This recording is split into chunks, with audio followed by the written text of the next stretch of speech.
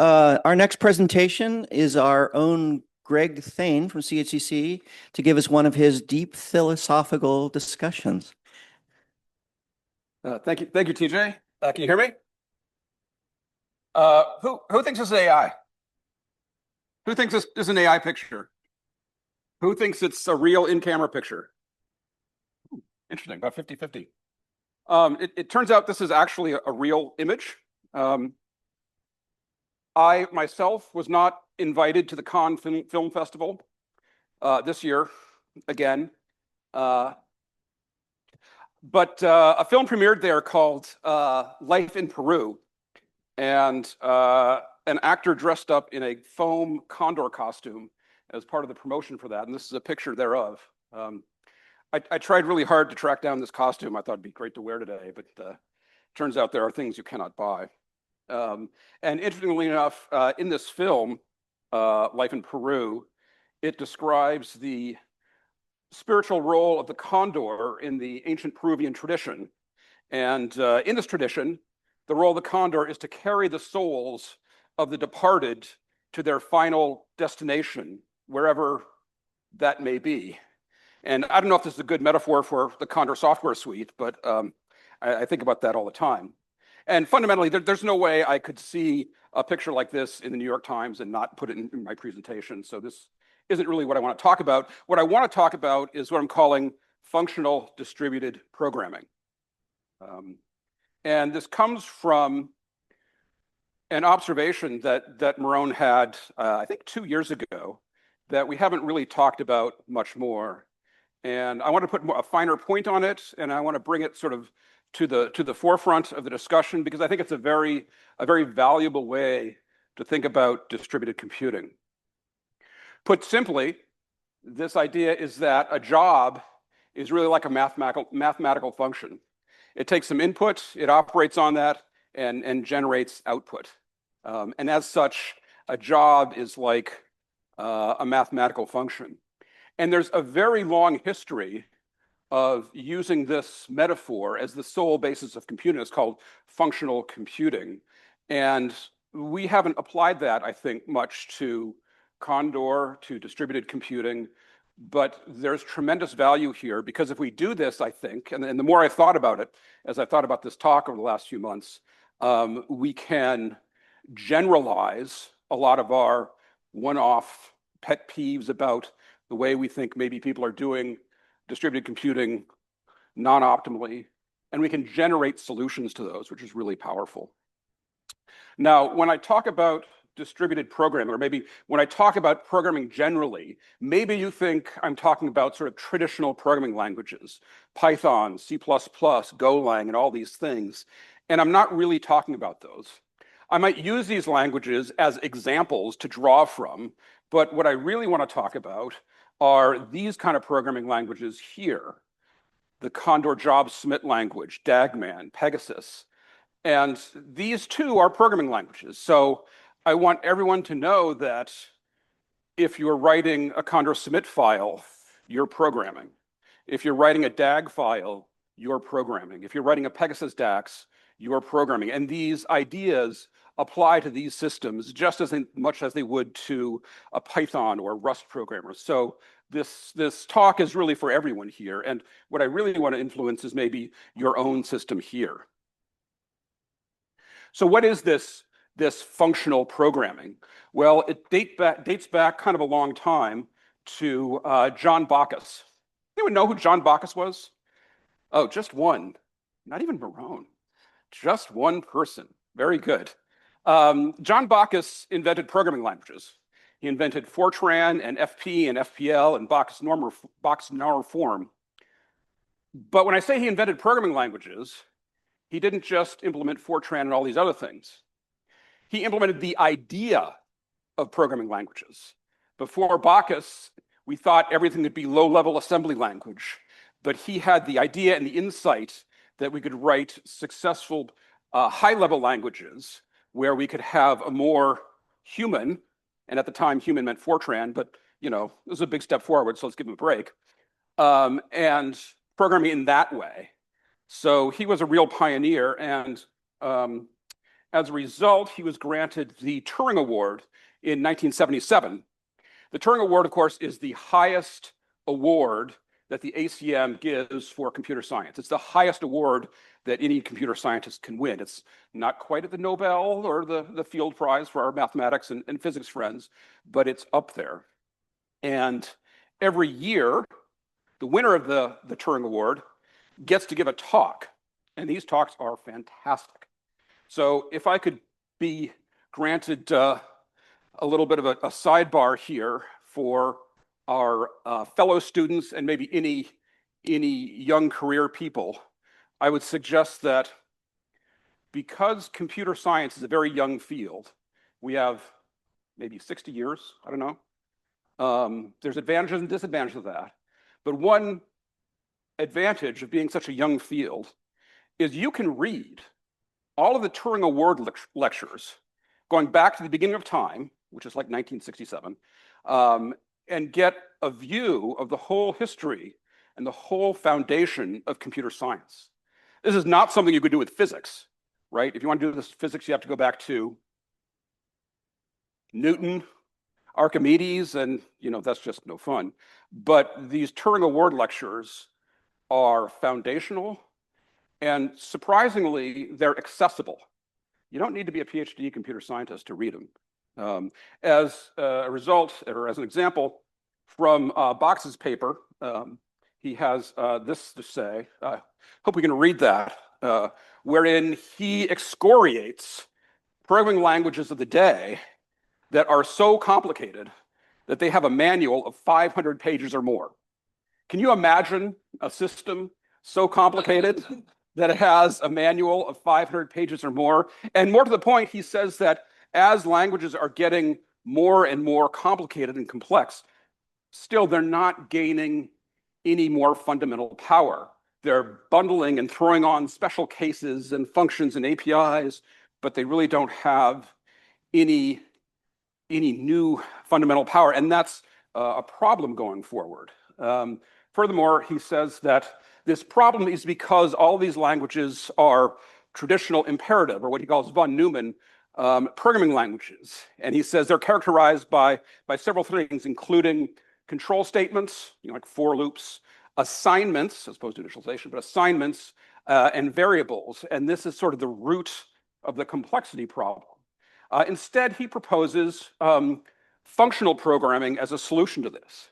And in functional programming, we have no variables, we have no assignments, we have no explicit control statements.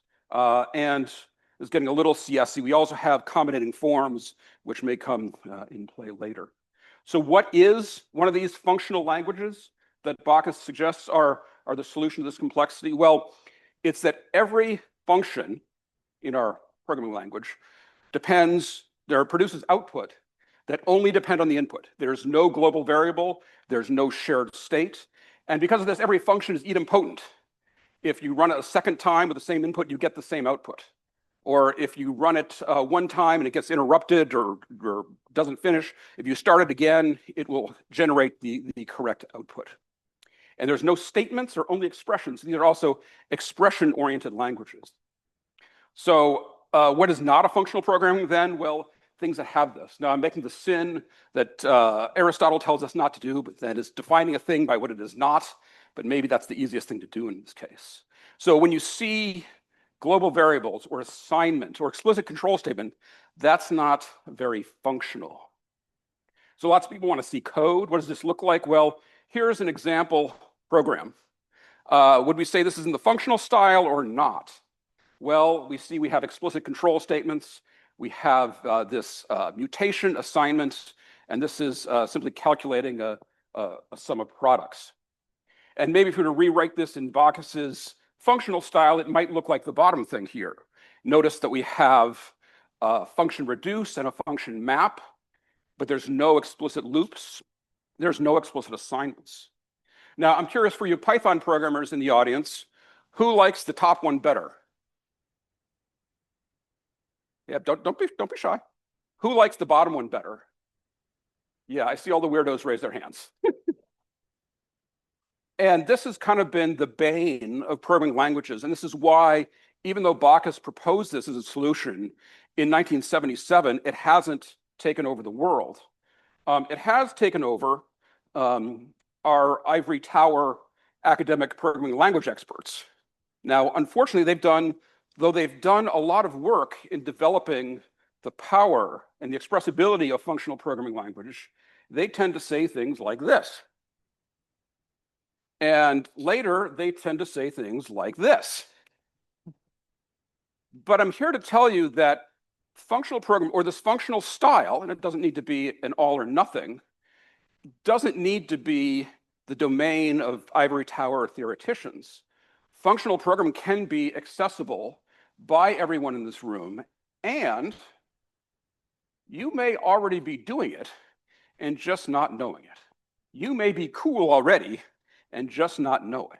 And as an example of this, I'm going to go back to the 1980s, and a manager at Bell Labs decided that a spell checker would be a very useful thing to have. Now, I know what you're all thinking. Oh, I've got 3 different spell checkers in my pocket in my phone. But sometimes the best ideas are the most obvious in retrospect. But this was before the invention of the spell checker. So John Bentley proposed the algorithm for spell checking, which is probably obvious. We start with a dictionary of words that are known to be spelled correctly and are documented, and we go through each word and see if it's in the dictionary or not. And he proposed this, and he didn't get around to implementing it. But one of his students, Doug McIlroy, said, I would like to give this a go because I have invented a new functional programming language, and I want to use this spell checker idea as a proof of concept.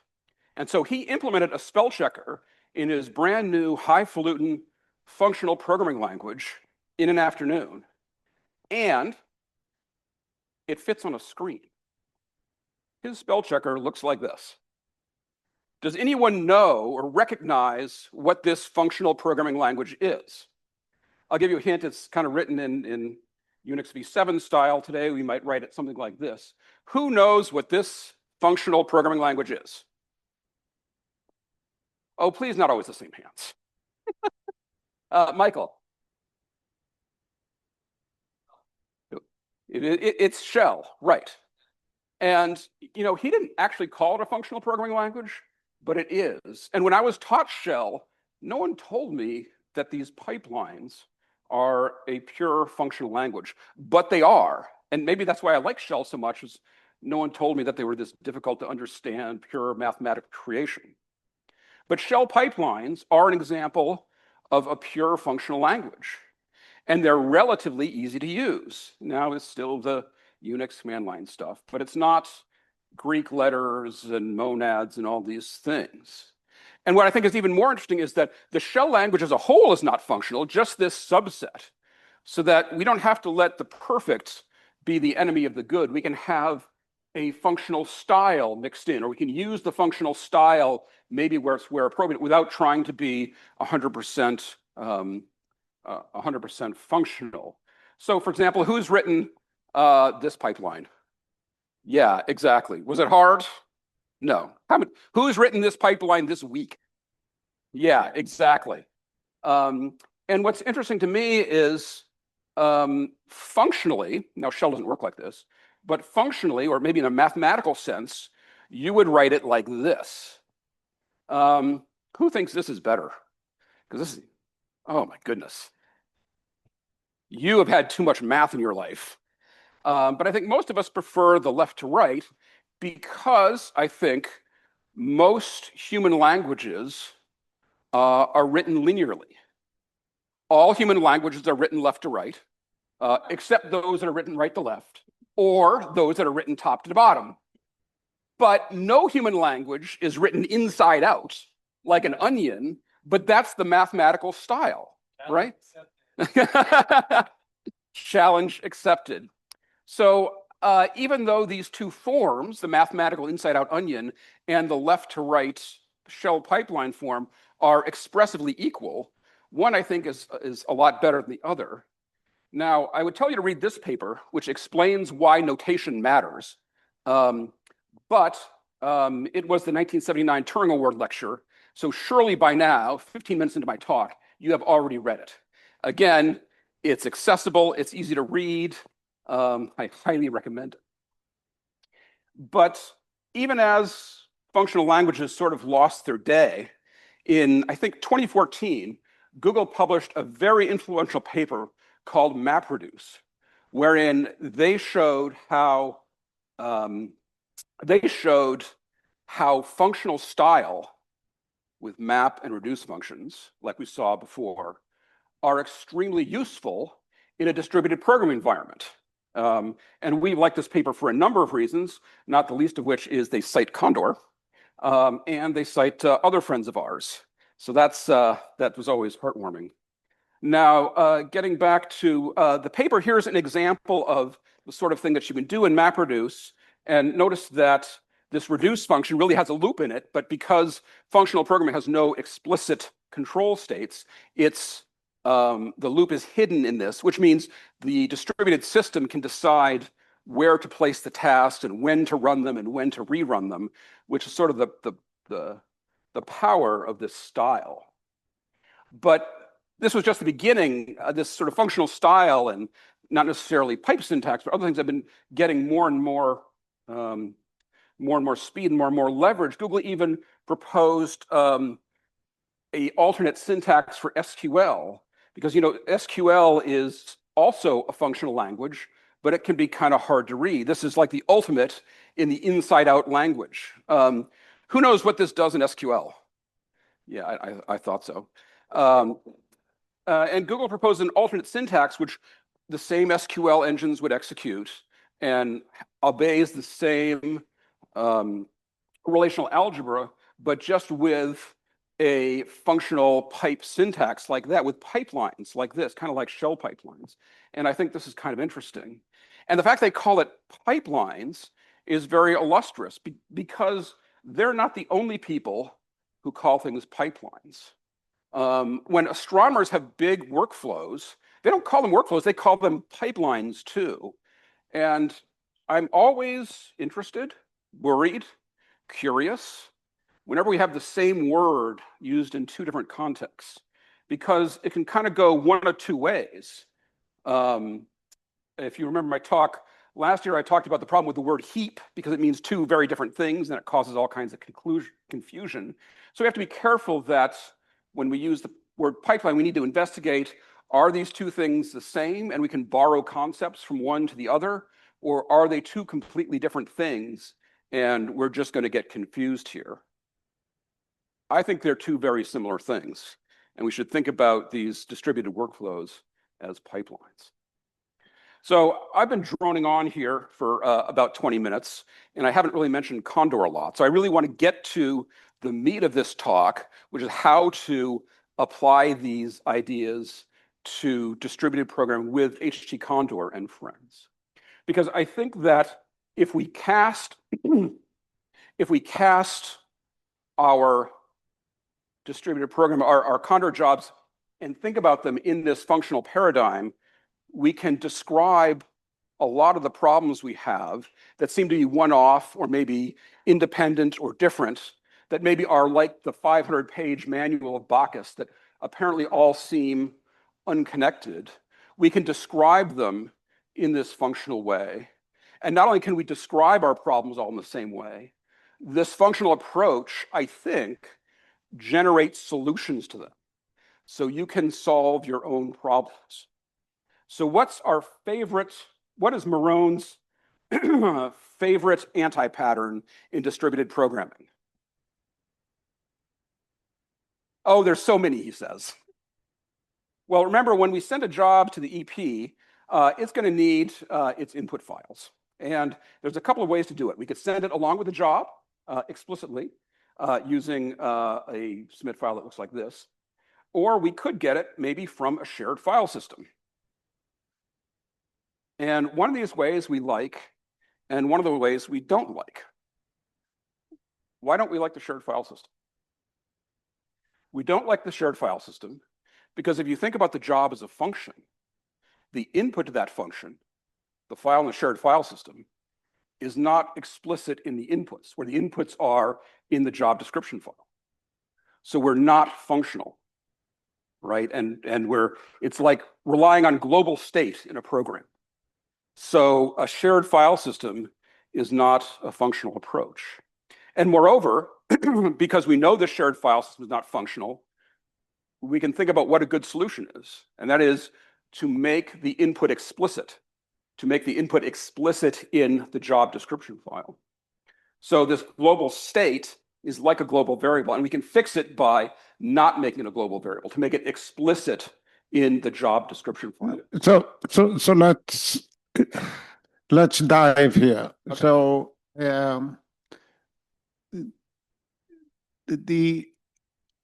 it seems to me that if you go to the functional, you say that two things. You're saying that one, every function has an input. Yes. And if it's not in the input, cannot be, the rest has to be self-contained. There's nothing from the outside, because you said there are no global variables. Your input should be explicit, yes. Yeah, but also that nothing in the function can be accessible except for whatever is explicitly expressed in the input. Where the input is the job description file, yes. So this is the strong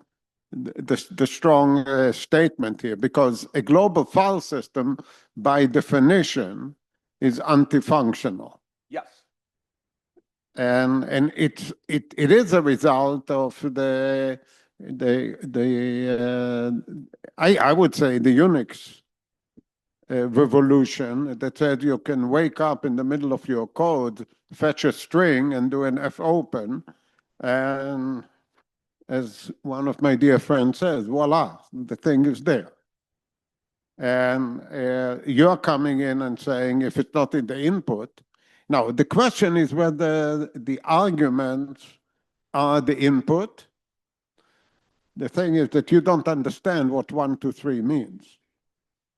So this is another important thing, that if I say the input is a file name, I understand what it is, but I still have to make it available to the function. It becomes my responsibility to make it available to the function. Yes, and when I say inputs, I'm using that term very generically. I mean, the inputs are described somehow, I don't know how, in the job description file. The input is all the stuff going back to the container discussion earlier. Everything else has to be in the container. Yes, and if you have a container, the container should be described in your input file, in your job description file, because it also is one of your inputs. Yeah, but everything, if it's not in the input, it must be in the container. There's nothing else that the container can do to, it can run completely off the network, off, and should, as long as it's being provided with the input. Yes, and my thesis is this is a functional style, and if we think about things in this, it lets us think better about how we should be doing things.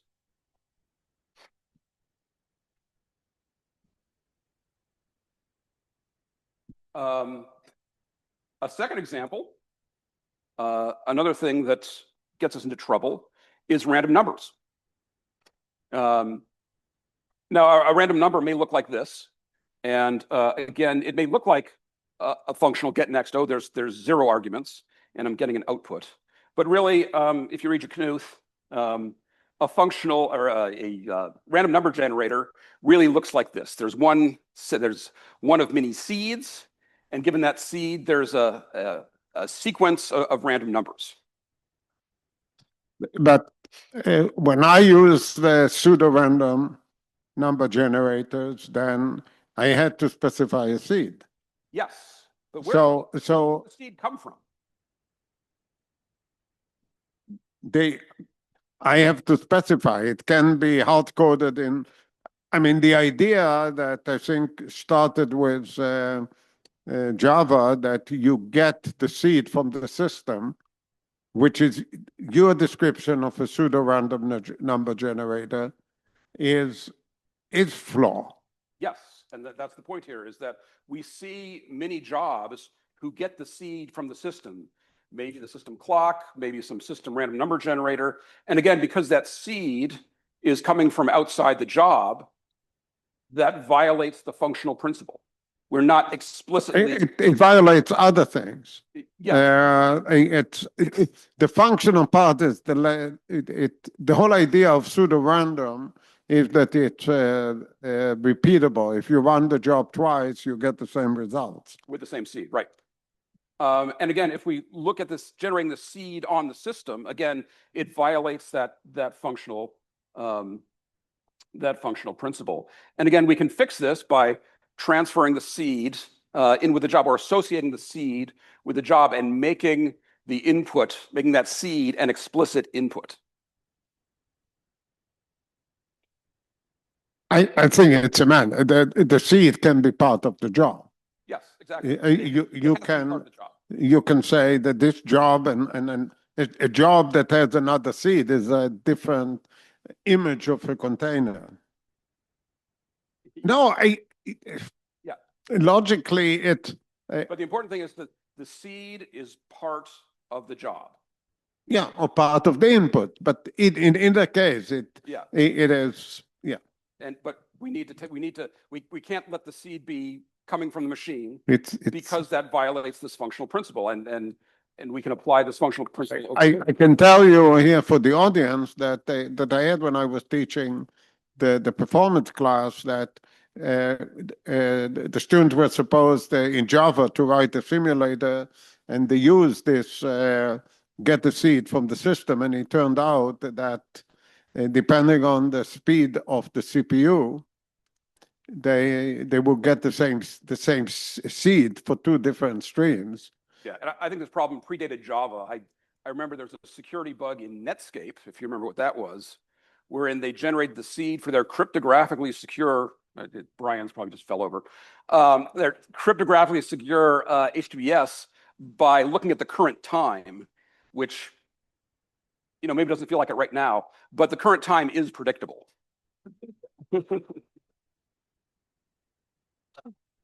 Now, as a sidebar, I think, I've never seen this, but I think a truly functional random number generating function you would pass in both the seed and the sequence, or the offset.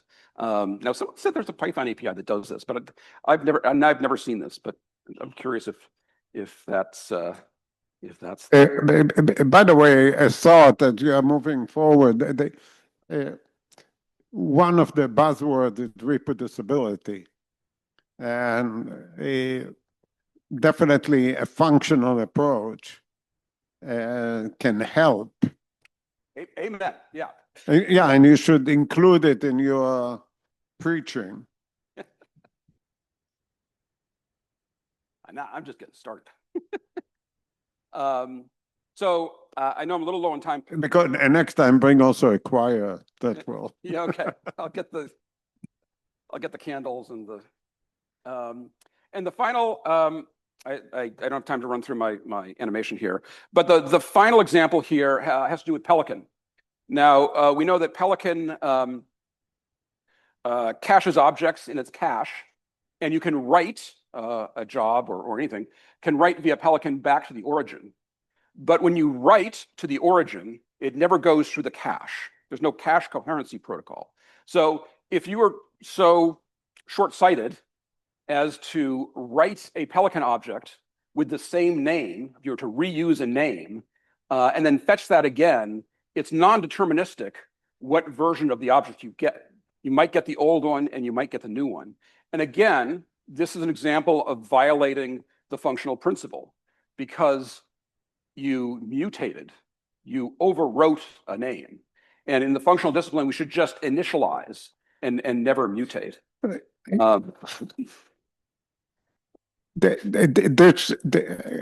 not sure that I will accept it, because in the meaning of the object associated with a name is, do you, in your ecosystem, do you say that its object are immutable.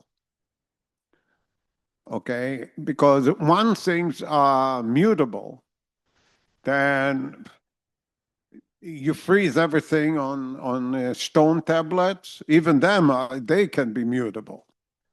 So the whole business that we running the job or reapplying the function with the same input, what is the same input? Yeah.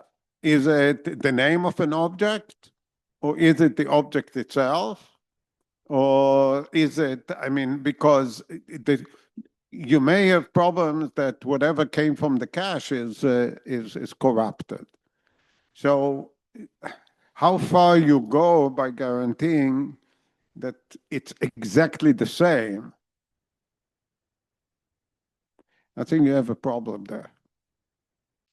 And I think this functional is a style and not an absolute set of rules. Yeah, So, but that's the reason why I have a problem with putting the burden here on OSDF or Pelican, because either you say that objects are immutable, so a name is good enough, or I can tell you in the early days of Condor, there was a question when you place a job on an executable and input, is you expect the job to execute on this executable or input, or do you expect it to execute on the executable and the input at the time that it starts running? And at the early days, we made a copy of the whole damn thing. That will not make TJ happy when somebody submits 1 million jobs. No, at what level you assume that things are immutable is a tricky. it is a tricky question. But these are the questions we need to be asking. But these are the questions we need to be thinking about. Yeah. So, finally, I think if we think about our jobs in this functional style, it helps us think about our inputs. It helps think about the way we're doing distributed computing, but we don't have to let the perfect be the enemy of the good. We can have shell pipelines, which are functional, but also other parts of shell language are mutable and imperative and non-functional, and we don't have to be obsessive about trying to be perfectionist here. And I'm curious if people have, I showed 3 examples here. I'm curious if people have other examples of how sort of this functional kind of thinking can be a unifying way of thinking about the way we do distributed computing. So that's it. Thank you for your time. I don't know how we are on time. Thank you, Greg. All right, so should we give Greg some time for questions while Todd finishes his slides? I could be here for days. Do we have anything? One there. Let's get Todd's slides loaded. Hello? Can you hear me? No? Like this? Oh, okay. Hi. Thanks for the talk. I really enjoyed it. I still remember once doing a class I was having in my master's that we rewrote this KNN algorithm using MapReduce techniques. That was one of those breakthrough moments. So the question that I have then is, do you see that for Condor specifically as a set of guidelines that would help users write having MapReduce in mind? Or do you see maybe some potential extension to the GDL or some specific tools that would help users enforce that method? So I think that Google MapReduce TM, because it shuffles data around in a certain way, relies a lot on the Google file system. And I hope that with Pelican, we have a better data story, and that will help a lot.